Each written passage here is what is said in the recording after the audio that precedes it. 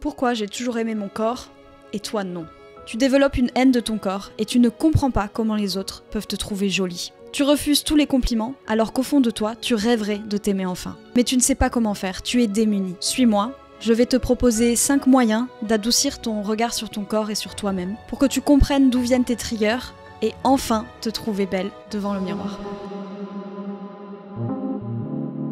Si tu en viens à penser ça de toi, c'est qu'il y a un moment où il y a eu un trigger. À quel moment, à partir de quand, tu as commencé à ne plus t'aimer, à trouver ton corps moche, à ne plus aimer ce que tu voyais dans le miroir, à te dégoûter presque? Je me permets de poser cette question en préambule parce que, pour parler de moi, la vérité c'est que j'ai décidé d'aborder ce sujet et de faire cette vidéo, d'être aussi véhémente dans mes propos et aussi crue, parce que c'est ce que j'ai entendu pendant des années quand j'étais au lycée, au collège. Et non, on me l'a pas dit, mais j'ai entendu des copines à moi et des filles se regarder dans la glace ou dans les vitres des endroits où on zonait un petit peu et de se dire mais oh mon dieu, mes cuisses elles sont énormes, oh là, je suis pas belle et tout, je suis grosse et tout. Bon, en général, c'était des nanas qui étaient foutues comme ça qui disaient ça, donc tu te disais mais... Girl, I mean... Et c'est à partir de ce moment-là où un jour je suis rentrée chez moi et je me suis dit mais... En fait, je me suis jamais posé la question, moi, sur mon corps. Est-ce que du coup, ça veut dire que j'aime mon corps ? Bon, bah on va dire que j'aime mon corps, ok, j'ai confiance en moi, la journée continue. Comment c'est possible, à un si jeune âge, quand on est au lycée, de se détester autant et d'avoir autant de haine envers nos cuisses, autant de haine envers notre ventre, autant de dégoût pour ce qu'on est, ce qu'on rejette, et de ne pas pouvoir accepter que les autres nous trouvent jolies, de ne pas pouvoir accepter que notre amoureux, il nous trouve attirante. D'où est-ce que ça vient ? Est-ce que tu pourrais trouver le prémisse ? Est-ce que ça vient d'une parole de quelqu'un ? Est-ce que ça a toujours été en toi ? Peut-être, mais ça veut aussi dire quelque chose, hein, c'est pas anodin.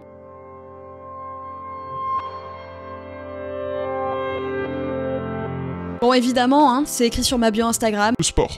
Voilà. Si tu veux enfin aimer ce que tu es, ça doit passer par ton rapport au corps. Je ne dis pas que si tu es grosse, tu dois mincir. Absolument pas. Je dis simplement que si tu n'aimes pas ton corps, tu ne peux pas demander aux autres de l'aimer. Comment est-ce que tu te traites ? Comment est-ce que tu te parles ? Est-ce que t'as des mots doux pour toi ? Ou est-ce que tu te dis, oh là là, cette robe elle est trop moche sur moi, je suis trop serrée dans mon jean, je suis moche. Si tu te le dis, peut-être qu'on va commencer par là et qu'on va arrêter de se dire qu'on est moche. Parce que même si tu estimes que c'est la vérité, arrête.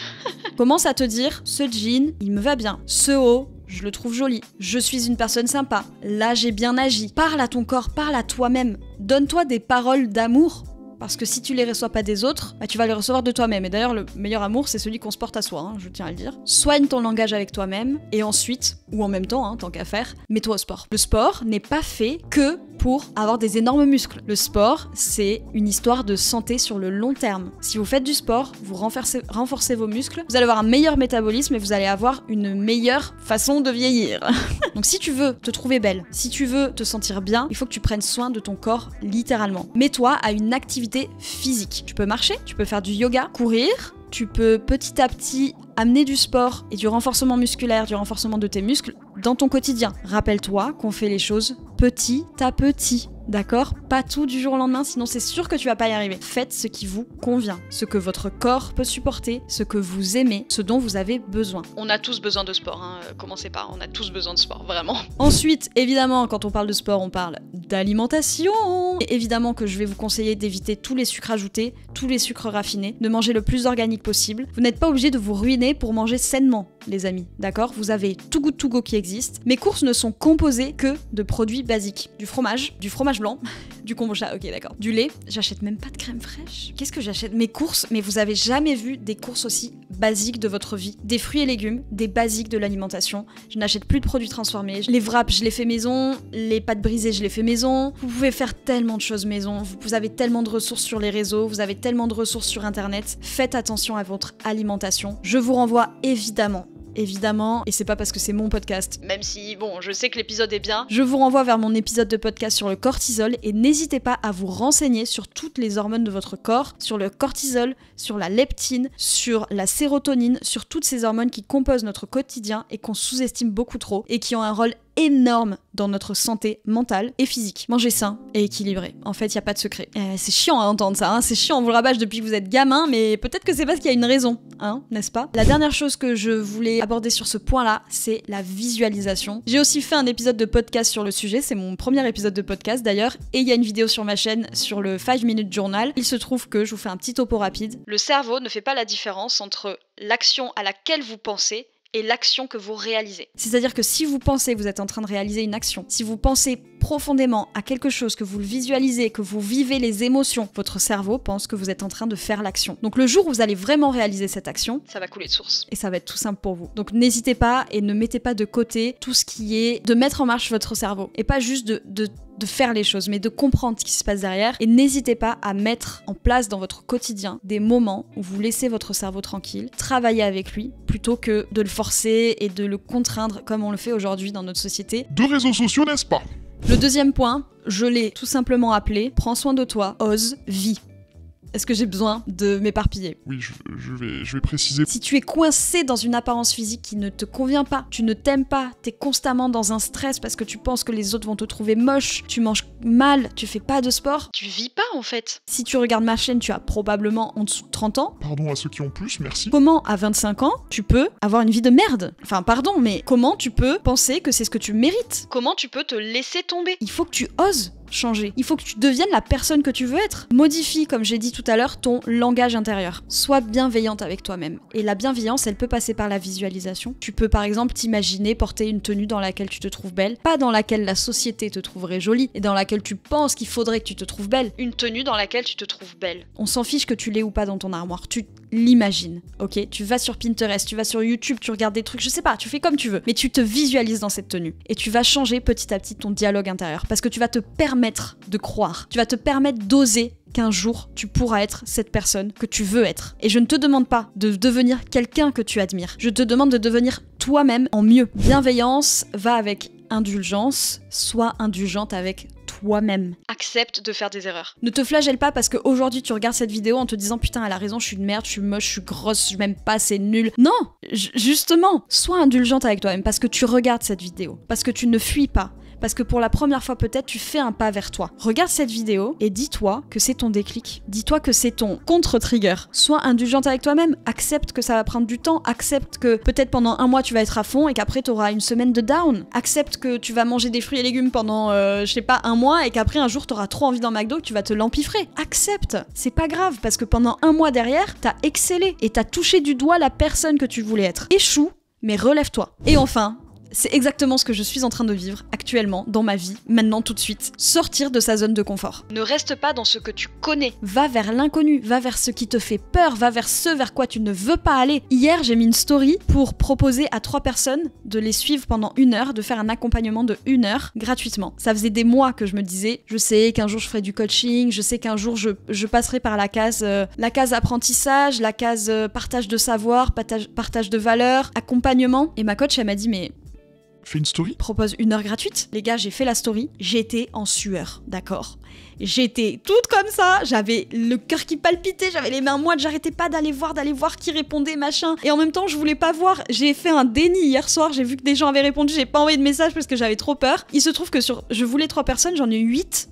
J'en ai eu 8 les gars, et vous allez le voir dans la vidéo dans le vlog du mois, puisque maintenant tous les fins de mois je vais vous sortir un vlog du mois, et vous allez voir la sensation que j'avais quand j'ai envoyé ces messages. C'était fou et je me suis mis dans une situation désagréable, et je me suis mis en action. Et en fait, c'est fait. Et je vais appeler ces gens, je vais appeler ces filles, ça va être incroyable. Je suis sortie de ma zone de confort et en plus de ça, j'aide les gens. Si tu sors de ta zone de confort et que tu t'aides à toi, mais ça va être exponentiel. Après, tu pourras plus t'arrêter. Donc, ose, vis, fais des choses, sors de ta zone de confort, sois indulgente, sois bienveillante. C'est que du positif, ça ne peut pas t'amener vers la déchéance. Ça ne peut que te sortir du gouffre dans lequel t'es en train de te creuser toi-même ta tombe en fait. Oh, c'est horrible ce que je dis, pardon, non, je vais un peu trop loin là. Ok, on passe au point suivant. Ce point-là, j'en ferai une vidéo dédiée parce que je pense que c'est trop important et qu'on le sous-estime, mais tellement. Mais d'ailleurs, c'est le thème, c'est la destination que je veux qu'on atteigne. C'est qu'on est tous autour de nous que des gens sains, qu'on se libère des relations toxiques. Et la relation toxique dont il est question dans cette vidéo, c'est celle avec toi-même. Mais avant et pour régler la relation que tu as avec toi-même, tu dois soigner ton entourage. J'allais dire, je parle pas de la famille, mais en fait peut-être que si, parce que des fois, on sous-estime un petit peu trop que la famille c'est pas forcément obligé de les avoir dans notre vie. Il y a des membres de ta famille peut-être qui sont hyper toxiques pour toi et c'est pas parce que vous avez ton père en commun, ta mère en commun, des liens de sang, que c'est des gens qui doivent rester dans ta vie. Est-ce que la raison pour laquelle tu n'aimes pas ton corps et tu n'aimes pas celle que tu es aujourd'hui, ça a un rapport avec ta famille? Parce que bien souvent, c'est le point d'après. Tout est lié, c'est impossible de parler d'un truc sans parler du truc d'après. Bien souvent, ça vient de tes parents, la raison pour laquelle tu ne t'aimes pas. Ou en tout cas, la raison pour laquelle tu ne sais pas que tu peux t'aimer. Bref, je vais fermer l'aparté, on va parler du point d'après. Après, par définition. Je ne sais pas exactement qui a dit ça. je vais vous l'écrire sur...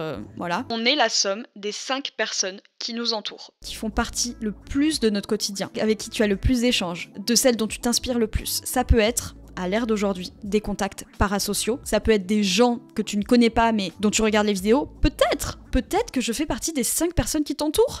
Moi, je sais que ma coach Samantha, elle fait partie des 5 personnes qui m'entourent parce que, bon, on a une relation amicale en dehors du coaching, mais quand bien même je ne la connaîtrais pas en dehors du coaching, je la vois 2 fois par semaine en visio, peut-être des fois 3 fois s'il y a un live le dimanche soir. Je suis son compte, je suis ses conseils, ma vie est drivée par son coaching.